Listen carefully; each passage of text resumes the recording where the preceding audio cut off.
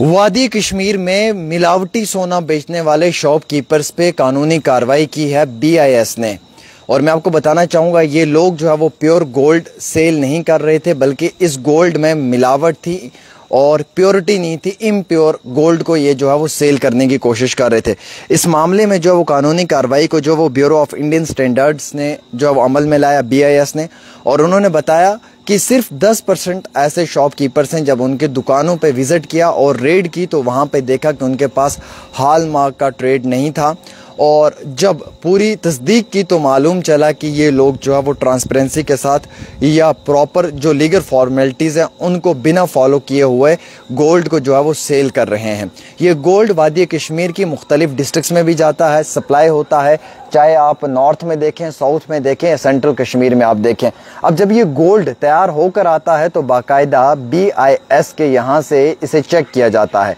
BIS में आपकी registration होनी चाहिए, आपके पास इसका एक सर्टिफिकेट होना चाहिए। जो BIS है इसकी रजिस्ट्रेशन फौरी तौर पे हो जाती है और इस BIS की रजिस्ट्रेशन की वजह से आपके प्रॉपर गोल्ड को चेक किया जाता है, देखा जाता है क्या ये प्योर गोल्ड है, क्या इसमें कोई मिलावट तो नहीं है, क्या ये कोई फेक सेलिंग तो नहीं है। जब कश्मीर के अंदर कुछ दुकानों पे रेड हुई तो वहाँ पे पता चला कि 10% इस तरीके के शॉपकीपर्स हैं, जस्ट ऑनली सिर्फ 10% की बात कर रहा हूँ मैं, जो गलत तरीके से जो है वो गोल्ड का कारोबार कर रहे हैं, यानी कि जो फेक सेलिंग कर रहे हैं, मिलावटी सोना बेचने की कोशिश कर रहे हैं। फिर बाद में उन्होंने जो वो टॉयज़ की शॉप पे भी जो है वो विज़िट किया, यानी कि जो खिलौनों की दुकानें हैं, जब वहाँ पे जाके देखा तो वहाँ पे पता चला कि एक मार्क होता है, जो टॉय आप लेते हैं या जो खिलौना आप कीमती खिलौना आप खरीदते हैं अपने बच्चे के लिए, उस पर जो है वो एक ट्रेड मार्क होता है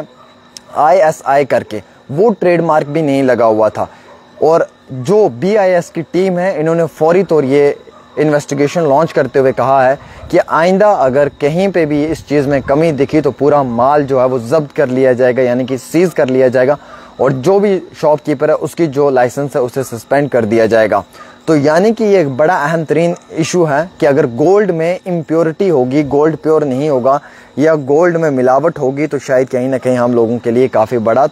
नुकसान का सबब बन सकता है। अब हर शहर में ऐसा होता है कि 2, 4, 5% लोग गैर कानूनी काम करने की कोशिश करते हैं या फिर वो कम पैसे में ज़्यादा अमीर होने की कोशिश करते हैं। वही वादी कश्मीर के अंदर कोई 10% शॉपकीपर ऐसे हैं जिनके पास जो है वो ट्रेडमार्क नहीं पाया गया, हॉल मार्क जो है वो नहीं था उनके पास, BIS की जो है वो प्रॉपर सर्टिफिकेशन नहीं थी, वहाँ से वो प्रॉपर चेकअप होकर नहीं आया था। जब भी कभी शॉपकीपर्स को कहा है कि आपके पास जो स्टॉक आता है आप BIS में उसमें चेक करें, BIS को लेकर जो है वो अब प्रॉपर तरीके से अवेयरनेस भी शुरू कर दी है, क्योंकि ये ब्यूरो इंडियन स्टैंडर्ड्स जो होता है इसके तहत जो है वो आपके स्टॉक की पूरी इन्वेस्टिगेशन होती है, प्रॉपर क्वालिटी चेक की जाती है, क्वालिटी किस हद तक की है वो देखा जाता है, प्योरिटी कितनी है वो देखा जाता है, क्वालिटी का लेवल क्या है वो देखा जाता है। इन केस अगर वहाँ पे किसी भी मुकाम पे किसी भी जगह पे ये महसूस हो महकमे को कि भाई ये गलत तरीके से सेल आउट कर रहे हैं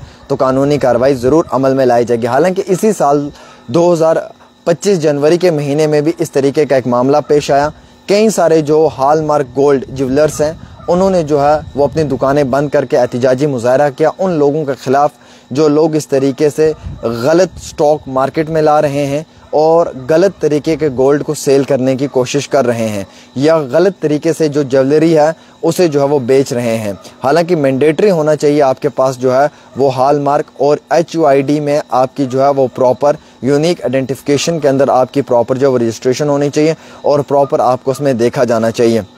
अब जिन लोगों ने इस तरीके की काम किया उनके खिलाफ कार्रवाई होगी। BIS की एक केयर ऐप होती है जो वेरीफाई करती है, ये एप्लीकेशन आपके फ़ोन में होनी चाहिए कि इसकी अथेंटिसिटी क्या है गोल्ड की।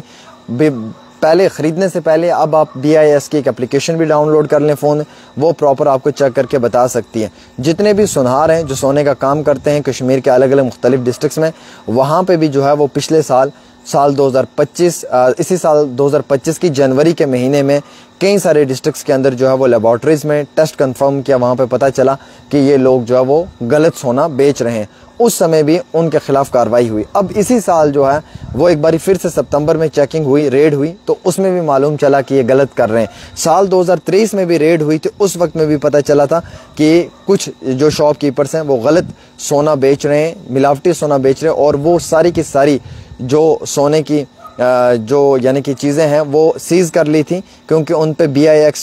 BIS की जो निशानदेही है वो नहीं थी, हॉल मार्क उन पे नहीं था। वैसे ही ब्यूरो ऑफ इंडियन स्टैंडर्ड्स के मुताबिक जो है वो ये रेड्स करवाई जा रही हैं और एक्शन लिया जा रहा है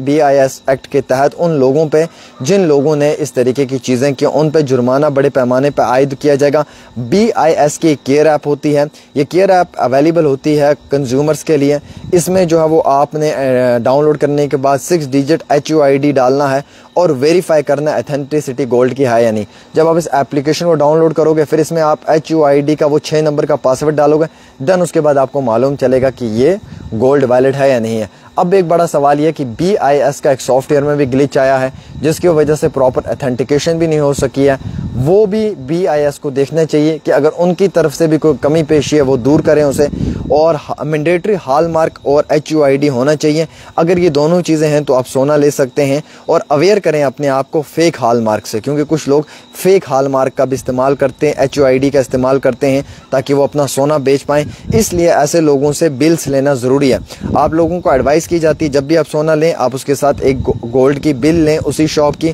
प्रॉपर GST के साथ वो बिल ली जाए और फुली तरीके से उस बिल को चेकआउट किया